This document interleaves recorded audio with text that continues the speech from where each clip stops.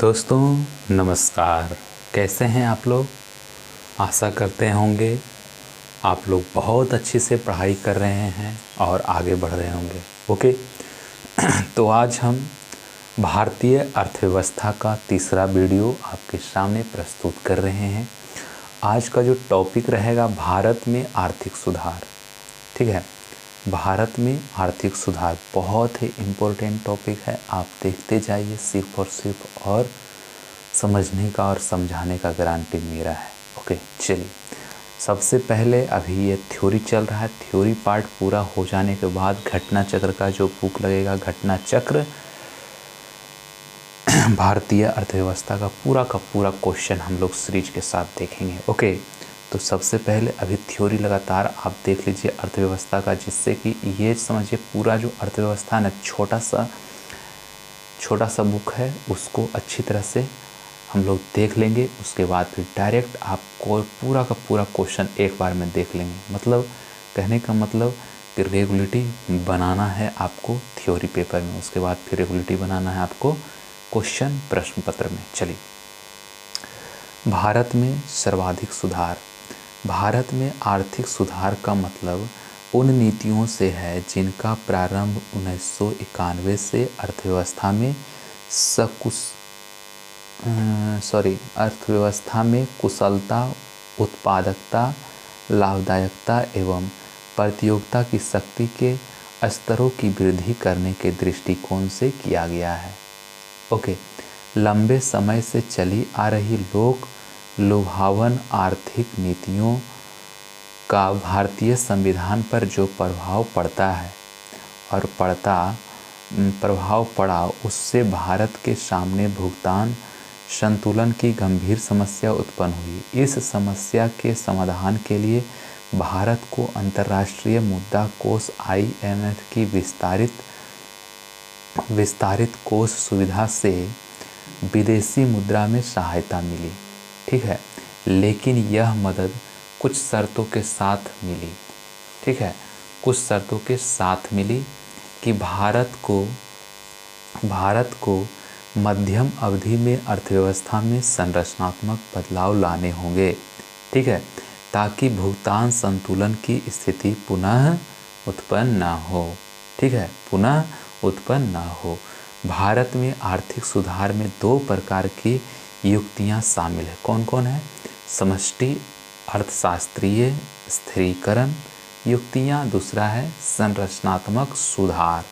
ठीक है, समष्टि अर्थशास्त्रीय स्थिरीकरण युक्तियां, इनके द्वारा लोगों की क्रय शक्ति में वृद्धि करके अर्थव्यवस्था में सकल मांग को बढ़ाना था। ठीक है, बढ़ाना था, याद रखिएगा। संरचनात्मक सुधार इनमें उत्पादन प्रक्रिया को उन्मुक्त करके अर्थव्यवस्था में सकल आपूर्ति को बढ़ाना था। ठीक है, भारत ने आर्थिक सुधारों के लिए 3 प्रक्रियाएं अपनाई। ये हैं उदारीकरण, निजीकरण और वैश्वीकरण।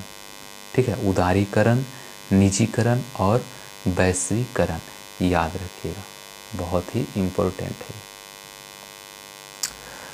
पहला है उदारीकरण, निजीकरण और वैश्वीकरण का थोड़ा हम लोग जानकारी ले लेते हैं क्या है। तो सबसे पहला हम लोग पढ़े थे क्या, तो उदारीकरण।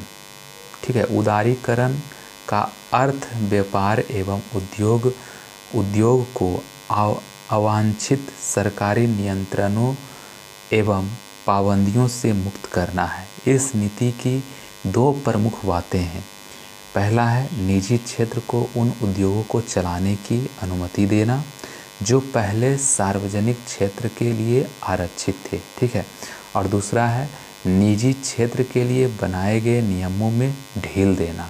ठीक है, चलिए, पहला है और दूसरा हम लोग पढ़ लिए हैं। ठीक है, तो अब कह रहा है कि उदारीकरण के लिए किए गए उपाय कौन कौन से हैं। ठीक है, तो वो है पहला औद्योगिक क्षेत्र में सुधार, दूसरा है वित्तीय क्षेत्र में सुधार, तीसरा है कर सुधार, चौथा है विदेशी व्यापार में सुधार। ठीक है, याद रखिएगा। ठीक है, अगला है निजीकरण। निजीकरण क्या होता है? और इसके उपाय क्या क्या हैं वो जान लेते हैं। तो निजीकरण होता है। निजीकरण वह प्रक्रिया है जिसमें निजी क्षेत्र को सार्वजनिक क्षेत्र के उपक्रमों के स्वामित्व एवं नियंत्रण में भाग लेने की अनुमति दी जाती है। सही बात है। निजीकरण के लिए किए गए उपाय कौन कौन से? निजी विदेश विनियोग और विनिवेश और विदेशी प्रत्यक्ष विनियोग। ठीक है। अगला है लास्ट बार कि वैश्वीकरण, ग्लोबलाइजेशन इसको बोलते हैं इंग्लिश में। वैश्वीकरण वह प्रक्रिया है जिसके द्वारा पूरा विश्व एकल बाजार बन जाता है। इससे बहुराष्ट्रीय कंपनियों द्वारा विदेशी निवेश तथा विदेशी व्यापार के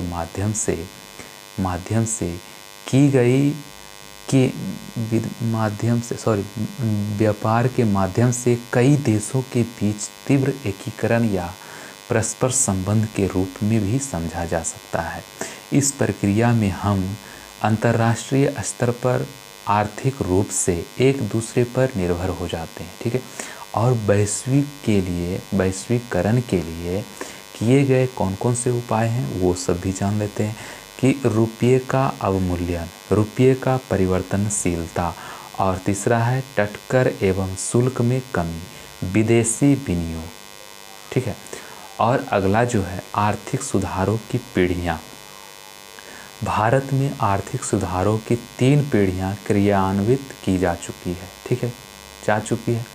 प्रथम पीढ़ी मीन्स फर्स्ट जनरेशन, इसकी अवधि 1991 से 2000 है। इसके अंतर्गत उद्योग आरक्षण, लाइसेंस मुक्तिकरण, विनिवेश, स्वैच्छिक सेवानिवृत्ति योजना, विनिमय, FERA, फेरा, विदेशी निवेश, बैंकिंग, शेयर बाजार, बीमा एवं कर संबंधी सुधार शामिल है। ठीक है, चलिए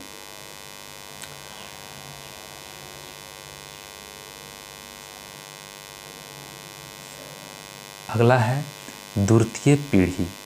द्वितीय पीढ़ी सेकेंड जनरेशन, इनकी आवश्यकता प्रथम पीढ़ी के सुधारों के क्रियान्वयन हेतु पड़ी। ये सुधार 2000 से 2001 में प्रारंभ किए गए। इनके अंतर्गत प्रशासित मूल्य पद्धति को धीरे धीरे समाप्त करना, श्रम कानून सुधार, कंपनी अधिनियम सुधार, गैर राजनीतिक सरकारी कंपनियों का विनिवेश आदि शामिल है। ठीक है।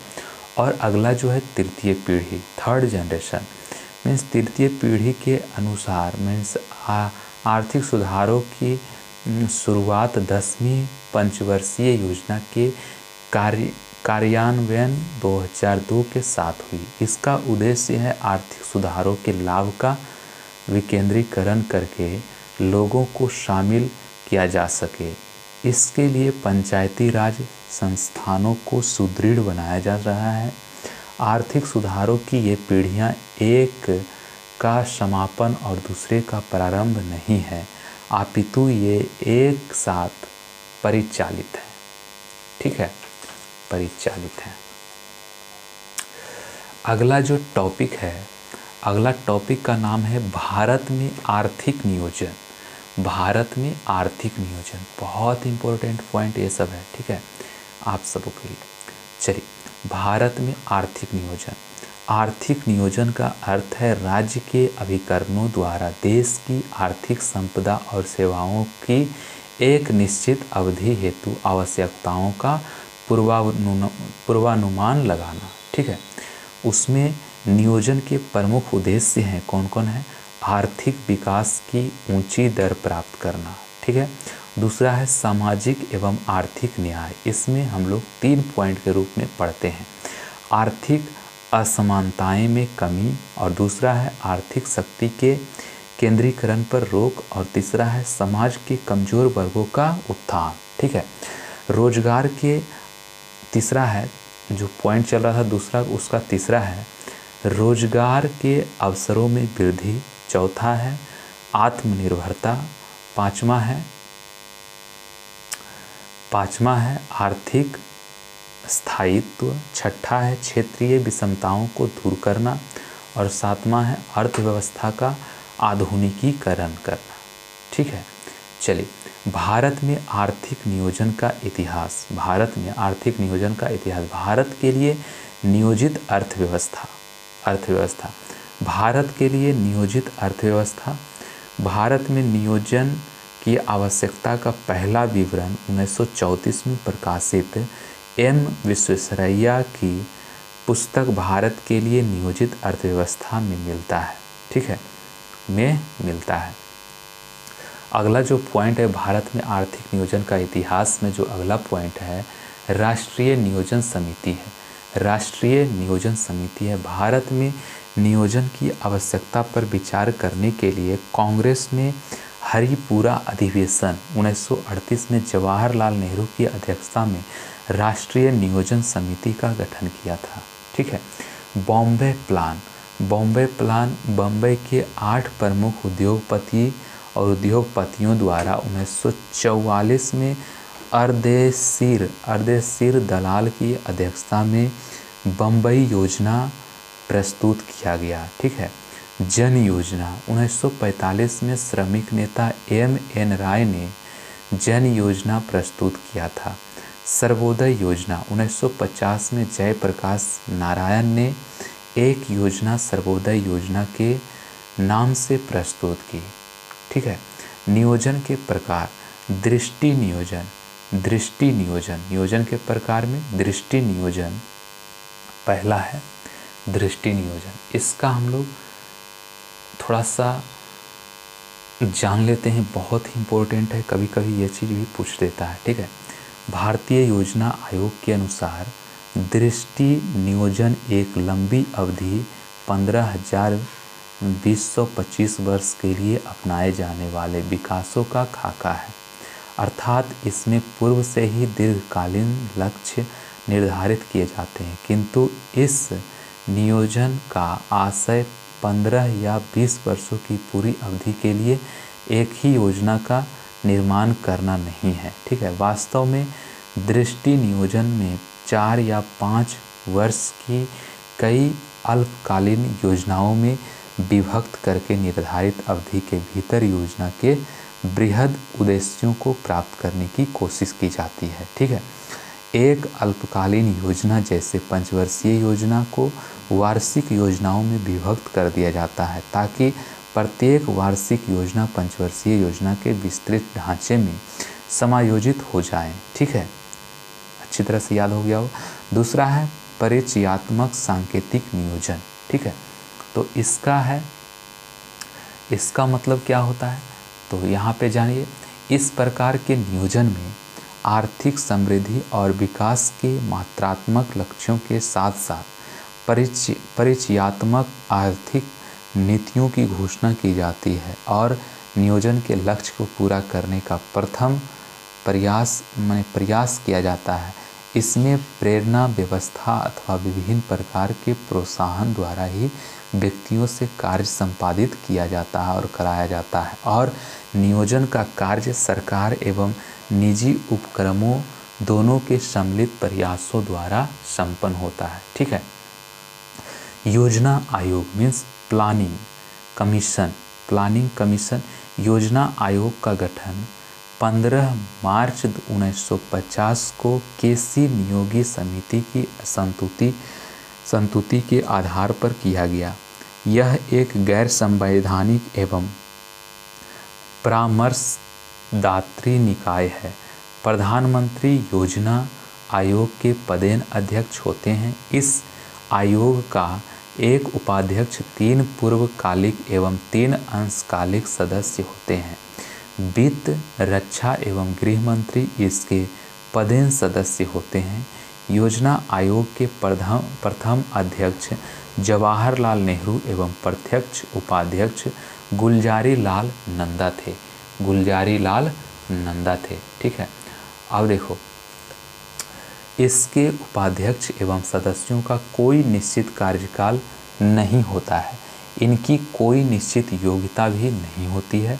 योजना आयोग द्वारा योजना का प्रारूप तैयार किया जाता है, लेकिन इसे अंतिम रूप राष्ट्रीय विकास परिषद द्वारा दिया जाता है। ठीक है, अच्छी तरह से समझ में आ गया होगा। दूसरा इसमें है कॉम्प्लिकेटेड, जो पॉइंट पढ़ रहे हैं बहुत इम्पोर्टेंट है, राष्ट्रीय विकास परिषद। राष्ट्रीय विकास परिषद का गठन 6 अगस्त 1952 को सरकार के एक प्रस्ताव द्वारा गैर संवैधानिक निकाय के रूप में किया गया। इसके अध्यक्ष व सचिव वही होते हैं जो योजना आयोग के होते हैं, अर्थात प्रधानमंत्री ही इसके पदेन अध्यक्ष होते हैं। ठीक है, केंद्रीय मंत्री परिषद के सदस्य सभी राज्यों के मुख्यमंत्री और संघ शासित प्रदेशों के प्रशासक इसके सदस्य होते हैं। इसका उद्देश्य नियोजन के लिए योजना आयोग एवं राज्यों के बीच सहयोग स्थापित करना है।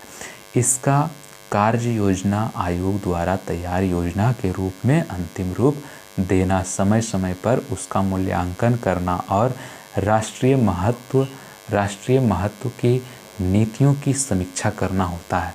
और जो अगला पॉइंट है वो है नीति आयोग। ठीक है,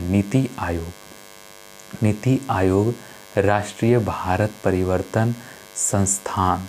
ओके, नीति आयोग को बोलते हैं राष्ट्रीय भारत परिवर्तन संस्थान। अब देखिए, भारत सरकार द्वारा गठित एक नया संस्थान है जिसे योजना आयोग के स्थान पर बनाया गया है।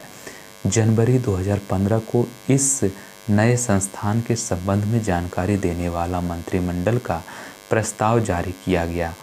यह संस्थान सरकार के थिंक टैंक के रूप में सेवाएं प्रदान करेगा।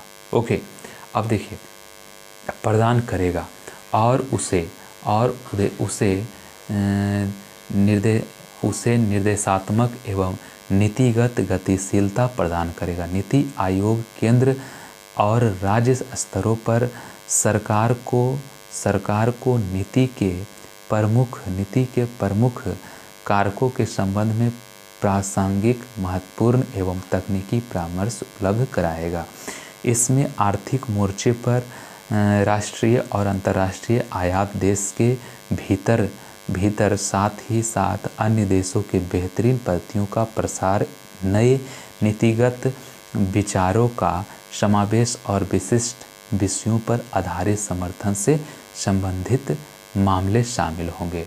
ओके, तो बहुत ही इम्पोर्टेंट आप देख रहे हैं थ्योरी, जो कि आजकल के दौर में बहुत ही इम्पोर्टेंट माना जाता है। ठीक है, चलिए इसको बंद कर देते हैं, आपको थोड़ा सा दिक्कत हो रहा होगा। ये घटना चक्र है। ठीक है, घटना चक्र, इसको हम लोग करते हैं शामिल क्वेश्चन पेपर बनाने के रूप में। ठीक है,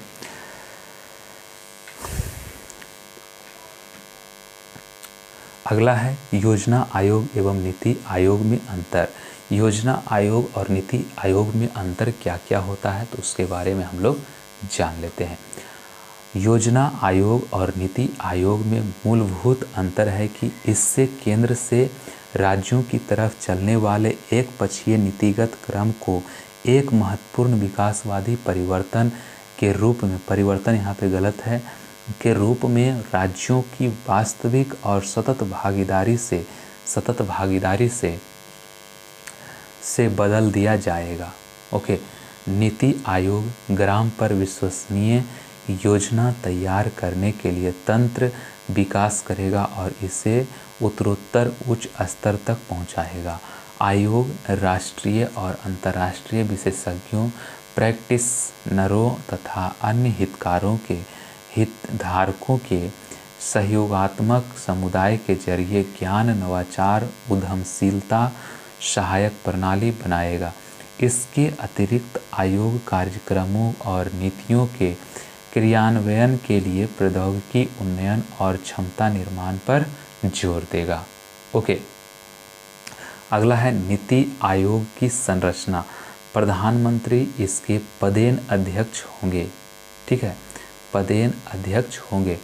इसमें एक उपाध्यक्ष, पूर्वकालिक सदस्य, पदेन सदस्य एवं विशेष आमंत्रित सदस्य के अलावा सभी राज्यों के मुख्यमंत्री और केंद्रशासित प्रदेशों के उप राज्यपाल शामिल होंगे। अब केंद्र शासित प्रदेशों मतलब जिन केंद्र शासित प्रदेशों में विधानसभा है वहाँ के मुख्यमंत्री। ओके, अब देखिए जो नीचे एक टेबल दिया गया है वो बहुत ही इम्पोर्टेंट है। किस प्रकार से इम्पोर्टेंट है तो देखिए, पहला चीज़ आपको देखना है कि किसके बारे में क्या चीज़ है ये। विभिन्न पंचवर्षीय योजनाओं में निवेश वृद्धि 2004-05 की कीमतों पर और प्राथमिकता के क्षेत्र। देखिए सबसे पहले तो आपको याद रखना है योजना एवं अवधि। योजना, पहली जो योजना है 1951 से 56 तक रहा। दूसरी योजना है जो कितना से कितना, मतलब ये चीज़ आपको याद रहना है पीरियड, मतलब कि पीरियड के हिसाब से। और मॉडल, ये किस मॉडल पे आधारित था पहली योजना, तो हैरड-डोमर मॉडल, हैरड-डोमर मॉडल, ठीक है। प्रस्तावित निवेश 2070, ठीक है। और वास्तविक निवेश हुआ था 1960, ठीक है। और लक्षित विकास दर 2.1 था और प्राप्ति विकास दर 3.60 हो गया। और प्राथमिकता के क्षेत्र, वो जो क्षेत्र है कौन कौन से क्षेत्र में प्राथमिकता मिला था, तो कृषि, सिंचाई, वैद्युत, इतना आपको याद रखना। मतलब ये बहुत ही इम्पोर्टेंट है, आपका एग्जाम में आ सकता है। जैसे पूछेगा आपका कि पहली योजना कब से कब तक था, तो 1951 से 56 तक कौन सा मॉडल, हैरड-डोमर मॉडल। और प्रस्तावित निवेश था 2070 और वास्तविक निवेश जो हुआ वो हुआ था 1960, ठीक है। लक्षित विकास दर 2.1 था लेकिन प्राप्ति विकास दर 3.60 था। और कौन से क्षेत्र में, प्राथमिक क्षेत्र कौन कौन से थे, तो कृषि में, सिंचाई में और वैद्युत में। इस तरह से याद रखना है। और दूसरा जो है, दूसरा योजना अवधि वो है 1956 से 1961 तक नेहरू महालनोबिस का मॉडल, नेहरू महालनोबिस का मॉडल है। और प्रस्तावित निवेश था 4800, उसमें वास्तविक निवेश हुआ था 4672। लक्षित विकास दर 4.5 और प्राप्ति विकास दर 4.25। भारी उद्योग, इस जो दूसरी योजना में क्या क्या हुआ था, तो भारी उद्योग, चिकित्सा एवं स्वास्थ्य, याद रखिएगा। और जो तीसरी हुआ था वो 1961 से 66 तक, ये हुआ था किनके मॉडल के अनुसार, तो जे सैंडी सुब्रमण्यम चक्रवर्ती मॉडल के अनुसार। प्रस्तावित निवेश था 7500 और वास्तविक निवेश था 7577 और लक्षित विकास दर 5.6 और प्राप्ति विकास दर हुआ था 2.72, मीन्स आधा से भी थोड़ा सा कम है, ठीक है। खाद्यान्न और उद्योग में ये प्राथमिक क्षेत्र है इसका।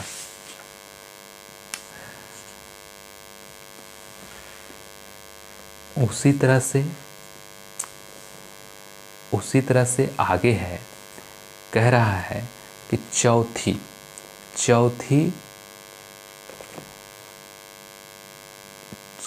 जो है ये थोड़ा ज़्यादा छोटा है तो इसको थोड़ा जूम कर देते हैं,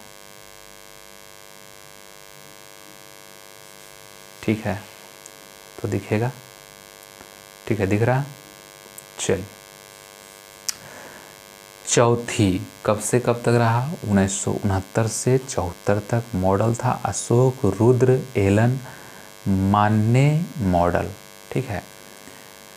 जो वास्तविक है कि ये वास्तविक है, तो ये वास्तविक नहीं, ये वास्तविक है, ठीक है। तो ये हो जाएगा आपका प्रस्तावित। देखिए यहाँ प्रस्तावित निवेश हम बताए थे, ये प्रस्तावित निवेश वास्तविक, और लक्ष्य था इतना और इतना प्राप्त हुआ, और कृषि और सिंचाई के बीच, ठीक है। उसी तरह से 5वीं, 6ठी, 7वीं, 8वीं, 9वीं, 10वीं, 11वीं, 12वीं। 12वीं कब तक है, सबसे लास्ट 2012 से 17 तक, ठीक है। तो आपको चौथी से 5वीं तक, ठीक है, चौथी हो गया यहाँ से, और ये ब्राह्मी है। तो आपको इसका स्क्रीनशॉट ले लेना है, उसके बाद आपको पढ़ना है। ठीक है, आप ले लीजिए, पढ़िएगा तब ज़्यादा आपको याद होगा। ठीक है, ठीक है, ले लीजिए स्क्रीनशॉट।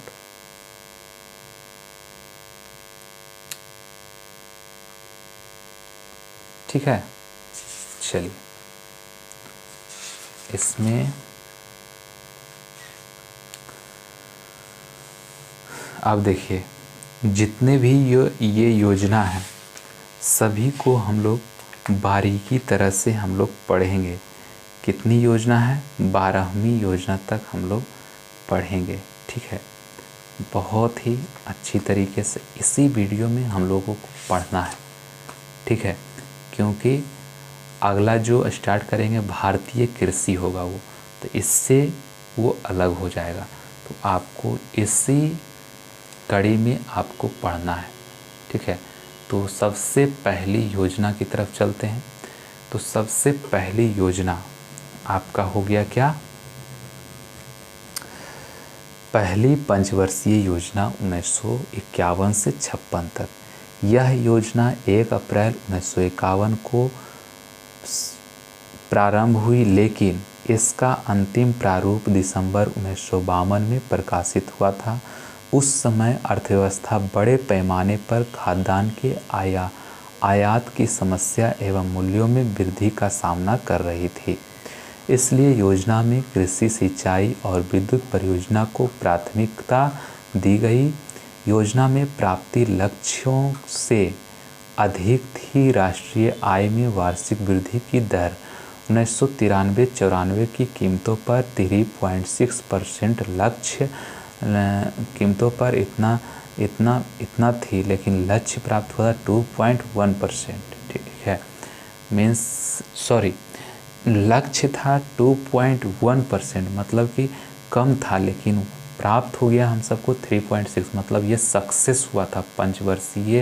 पहली पंचवर्षीय योजना ये सक्सेसफुल योजना रहा। ठीक है, सामुदायिक विकास कार्यक्रम 1952, राष्ट्रीय प्रसार सेवा 1953, भाखड़ा नांगल दामोदर घाटी एवं हीराकुंड परियोजना प्रथम योजना की देन है।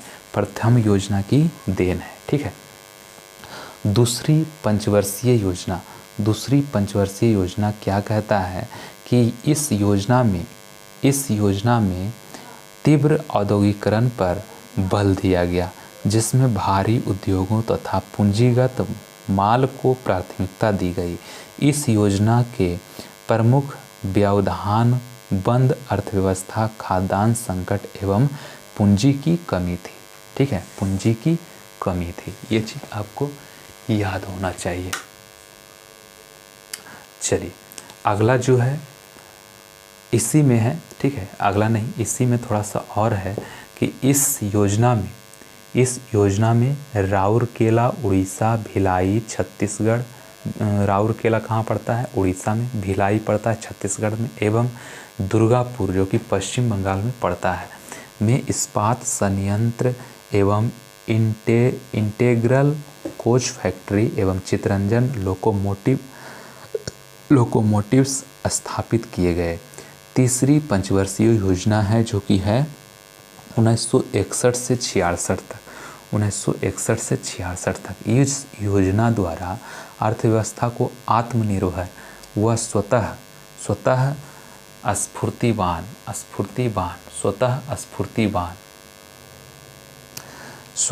स्फूर्तिवान बनाने पर जोर था।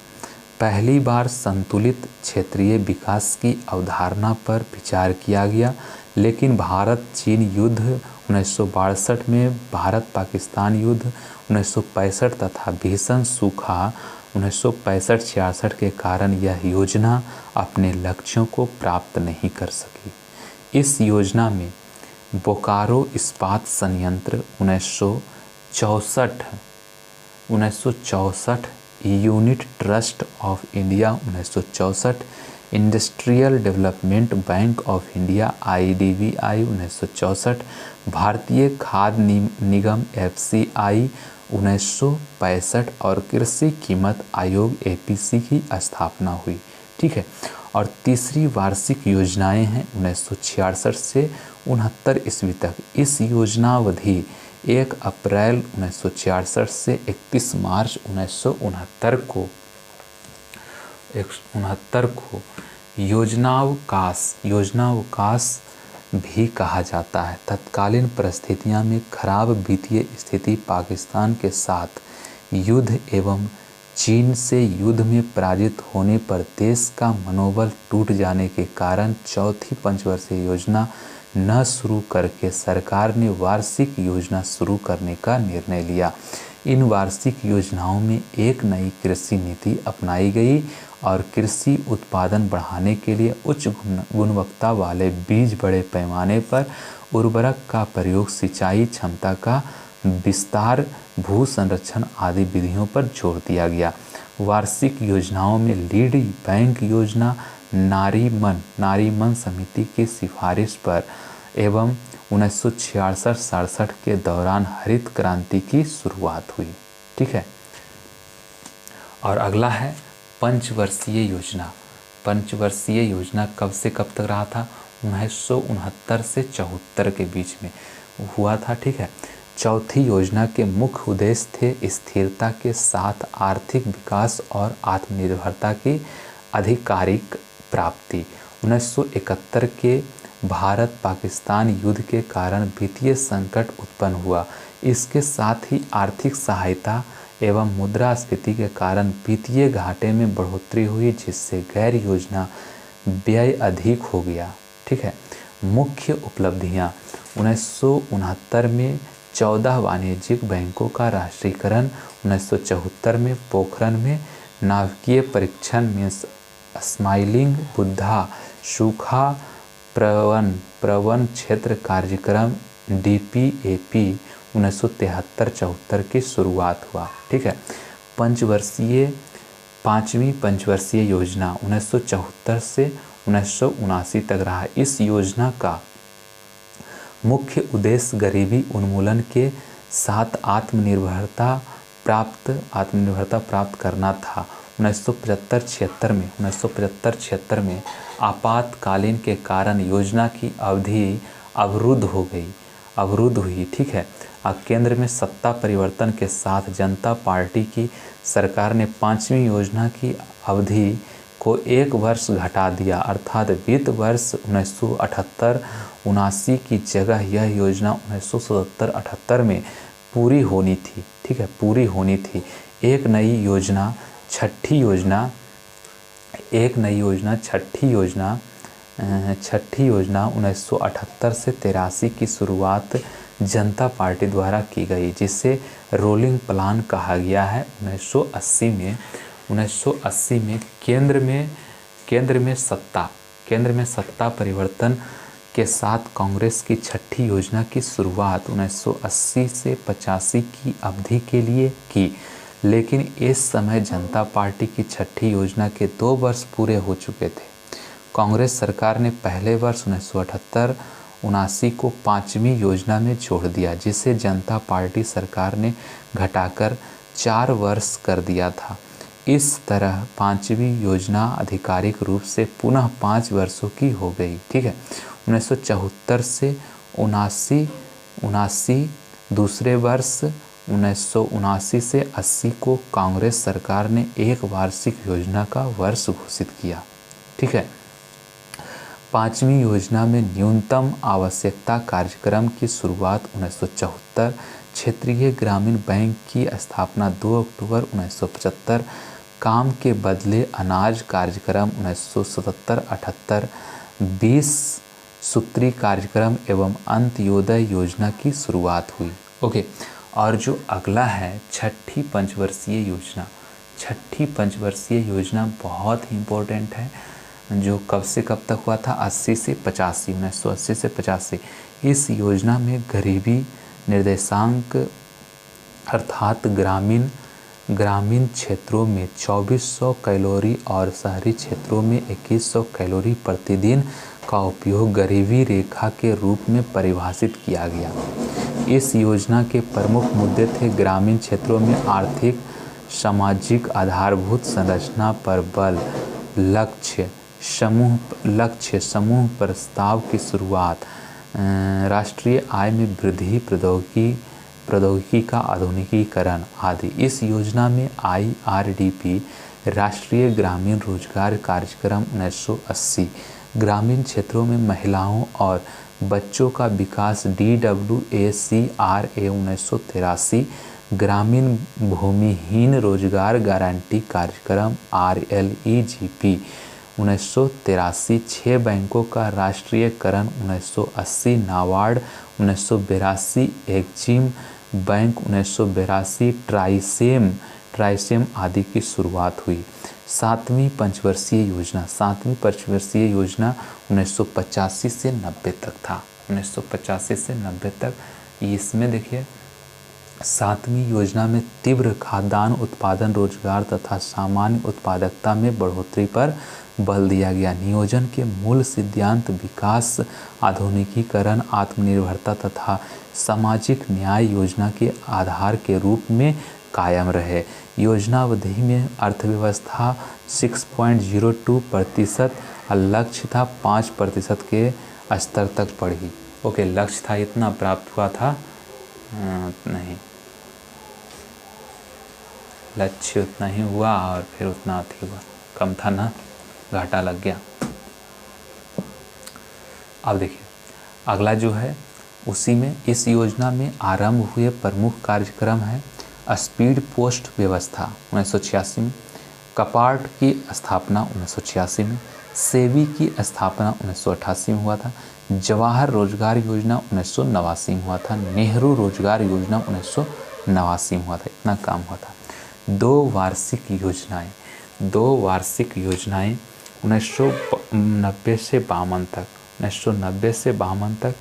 अब ये बहुत ही महत्वपूर्ण हो जाता है कि पूछेगा 2 साल का कब लगा था, तो 1990 से 92 तक।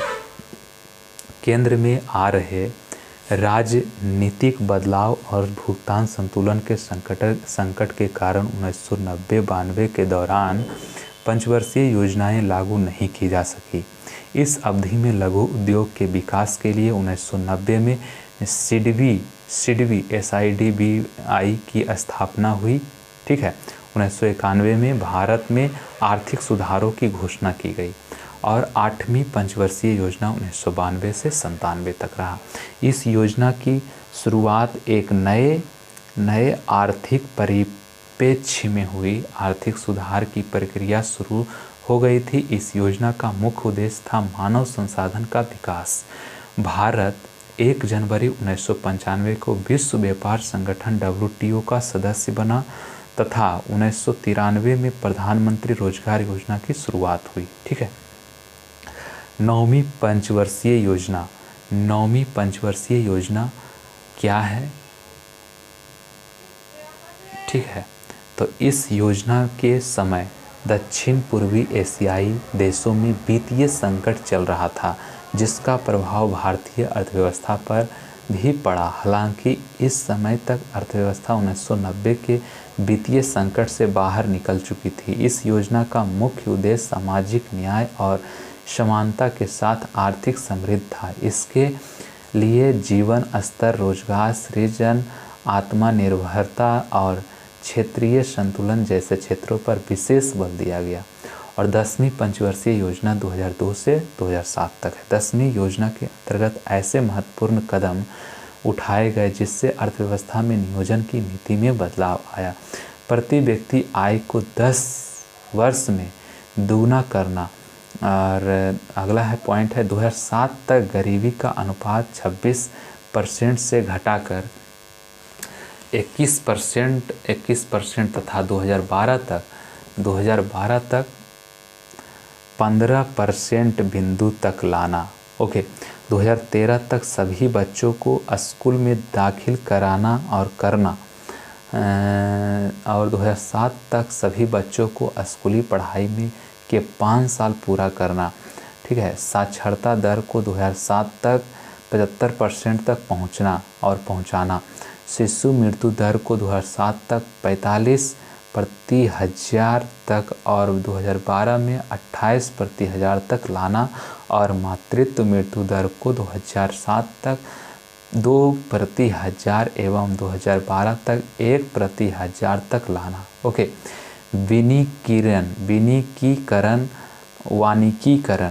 वानिकीकरण को 2007 तक 25% एवं 2012 तक 33% के स्तर पर लाना। इस योजना में कृषि में 4% वार्षिक वृद्धि का लक्ष्य था, जो कि केवल 3.42% रहा। आर्थिक विकास दर का लक्ष्य 8% था, जबकि उपलब्धि 7.7% रही थी, 7.7%। 11वीं पंचवर्षीय योजना 2007 से 12 तक। इस योजना के अंतर्गत औसतन 9% की वार्षिक वृद्धि दर प्राप्त करने का लक्ष्य निर्धारित किया गया था, लेकिन अमेरिकी अर्थव्यवस्था में वित्तीय संकट का प्रभाव इन लक्ष्यों पर भी पड़ा। ठीक है। 11वीं योजना के विविध वर्षों में जीडीपी वृद्धि दर। तो अब देखिए, वित्तीय वर्ष जीडीपी साधन लागत और जीडीपी बाजार लागत 2007-08 में 9.3 था इसका, और इसका 9.8। तो इस तरह से इसको आप ध्यान पूर्वक से पढ़िएगा, हमें बताने से इसको कुछ नहीं होगा। इतना ही हम बता सकते हैं कि ये वित्तीय वर्ष है, ये जीडीपी साधन लागत है, ये जीडीपी बाजार लागत है। बस इतना ही बता सकते हैं। आपको इसको किस तरह से याद रखना है वो आप मतलब कर सकते हैं। ठीक है, किस तरह से आप याद रखना चाहते हैं उस तरह से रख सकते हैं, कोई इसमें ट्रिक व्रिक नहीं है। 12वीं पंचवर्षीय योजना 2012 से 17 तक हुआ था। ठीक है, 2012 से 17 तक। भारत की 12वीं पंचवर्षीय योजना को दिसंबर 2012 में राष्ट्रीय विकास परिषद एनडीसी द्वारा स्वीकृति प्रदान की गई। इस योजना का केंद्र बिंदु है तीव्र धारणीय और अधिक समावेशी विकास। ठीक है। 12वीं योजना सकल घरेलू विकास की समृद्धि दर 8.0% था और निवेश दर जीडीपी का 38.7% था। ठीक है, चलिए तीसरा है बचत दर। बचत दर जीडीपी का 36.2% था। चालू खाते में घाटा था जीडीपी का 2.9%। कृषि क्षेत्र में वृद्धि दर था 4.0%। उद्योग क्षेत्र में वृद्धि दर था 9.6%। सेवा क्षेत्र में वृद्धि दर था 10%। औसत वार्षिक केंद्रीय राजकोषीय घाटा जीडीपी का 3.25% था। थोक मूल्य सूचकांक WPI 4.5 से 5% तक था। इस योजना में निर्धनता में 10% की कमी लाना है। विनिर्माण क्षेत्र में 10% की वृद्धि दर प्राप्त करना और अवसंरचना में निवेश को जीडीपी के 9.0% तक बढ़ने का लक्ष्य है। निवल राजस्व जीडीपी का 8.68% होने की उम्मीद है। ओके, और यहाँ पे देखिए इसी में 12वीं योजना में थोड़ा सा और है कि इस योजना अवधि में कर भिन्न राजस्व जीडीपी का 1.01% रहने की संभावना है। केंद्रीय आयोजना व्यय जीडीपी का 4.02% है। ठीक है, योजना भिन्न व्यय जीडीपी का 8.9% अनुमानित है। योजना के अंत तक 90% भारतीय परिवारों तक बैंकिंग सेवाएं पहुंचाना भी इस कार्यक्रम और इस योजना का लक्ष्य है। ओके, तो आप इस डायग्राम से पता कर सकते हैं कि क्या क्या है जो। ठीक है, देखिए इस डायग्राम को हम आपको जूम करा देते हैं, आपको बहुत ही अच्छी तरह से पता चल जाएगा। ठीक है, दिख रहा होगा, दिख रहा है? ठीक है, इसका आप स्क्रीनशॉट लेकर आप देख सकते हैं कि समझने का नियम हम बताएंगे। ये जो पूरा गोला है, गोला मतलब मान लीजिए वो 100% है। और देखिए संचार फर्स्ट में लिखा हुआ, संचार कितना परसेंट है तो 1.1%। उसी तरह से जो पार्ट ये पार्ट है, ये पार्ट कितना है, ये पार्ट किसका है, तो सामाजिक सेवाएं का है। सामाजिक सेवाएं का, तो सामाजिक सेवाएं का कितना है, 34.7%। तो आप इसका इस तरह से आप इसका व्याख्या कर सकते हैं। ओके, और फिर इसका आप अपने से इसको समझ सकते हैं कि हाँ इतना परसेंट में ये चीज़ था, ये चीज़ था, ये चीज़ था। हमारे बताने से कुछ नहीं होगा, जब तक आप अपना दिमाग नहीं लगाएंगे जब तक कुछ नहीं होने वाला। ओके, तो आइए दोस्तों, सबसे पहला चीज़ हम थोड़ा इन्फॉर्मेशन देना चाहते हैं कि जो अभी पार्ट हम लोग का चल रहा है, जो अभी पार्ट हम लोगों का चल रहा है भारतीय अर्थव्यवस्था, ये जो है थ्योरी पार्ट है। ठीक है, सबसे पहले थ्योरी पढ़ें, उसके बाद फिर आप जाकर घटना चक्र, यहाँ पे देख रहे हैं घटना चक्र, ये घटना चक्र का बुक है, आपको देखिए दिखाई देते हैं। घटना चक्र का बुक है, रेलवे भर्ती बोर्ड परीक्षा, जितने भी रेलवे में एग्जामिनेशन हुआ है सभी का आपको इसमें क्वेश्चन मिलेगा। और उधर साइड लूसेंट का चल रहा है, उसके साथ एसएससी का घटना चक्र लिए, मतलब कि घटना चक्र जो है एसएससी, रेलवे और आईएएस और बीपीएससी का भी, तीनों चीज़ में से आप किसी का भी देखना चाहते हैं तो हमारे प्लेलिस्ट पर जाकर आप चेक कर सकते हैं। ठीक है, वहाँ पर आपको सभी सुविधा आपको मुहैया कराया जा रहा है, आप देख सकते हैं।